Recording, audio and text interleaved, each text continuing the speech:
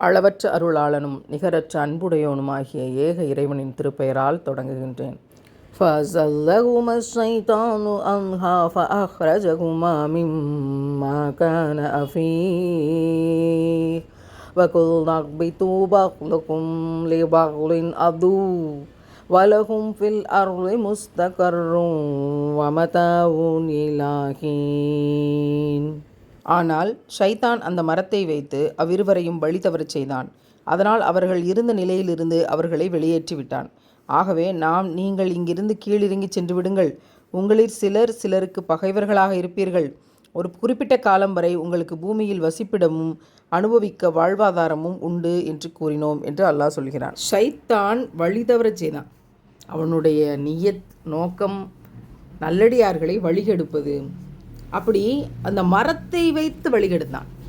அவன் எடுக்கிற இன்ஸ்ட்ருமெண்ட், அவன் சைத்தான் தேர்ந்தெடுக்கிற கருவி ஏதாவது ஒன்று மனிதனை வச்சு ஏமாற்றுவான், இல்லை பொருளை வச்சு ஏமாற்றுவான், இல்லை காசை வச்சு ஏமாற்றுவான்.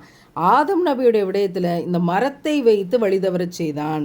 அந்த இடத்த விட்டு வெளியேற்றினா அப்படின்னா சொர்க்கத்திலிருந்து வெளியேற்றுவதுங்கிறது உடை, சுவையான உணவு, விசாலமான இருப்பிடங்கிறத தாண்டி கிடைத்தற்கரிய மன அமைதி.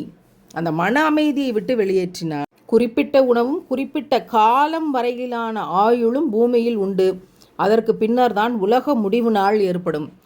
ஆதம் நபியை, ஒரு முதல் மனிதனை இந்த உலகத்தில் இறக்கும் பொழுது இறுதி மனிதன் யார் என்பதையும் உலகம் அழிக்கப்படக்கூடிய நாள் எது என்பதையும் இறைவன் தீர்மானித்தான். அதற்கு பின்னர் தான் உலக முடிவு ஏற்படும் அப்படின்னு இறைவன் அறிவிச்சிருக்கிறான். அப்படின்னா இந்த இடத்துல நம்ம யோசிச்சு பார்க்கணும்.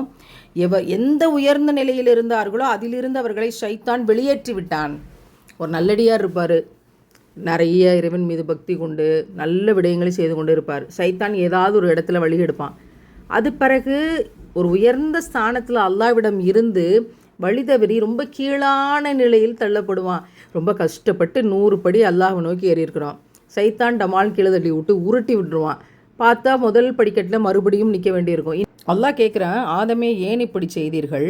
உங்களுக்கு இந்த சொர்க்கத்தை முழுமையாக அனுபவிக்க உங்களுக்கு சுய விருப்பம் நான் தரவில்லையா அப்படின்னு அல்லாஹ் கேட்குறான். அதுக்கு ஆதம் நபி சொன்னாங்களாம், ஆம் இறைவா, எனக்கு முழு விருப்பம் தரவே செய்தாய். இருந்தாலும் உனது வல்லமையின் மீது ஆணையாக உன் பெயரால் பொய் சத்தியம் செய்வான்னு நான் நினைக்கல என்று சொன்னார்களாம்.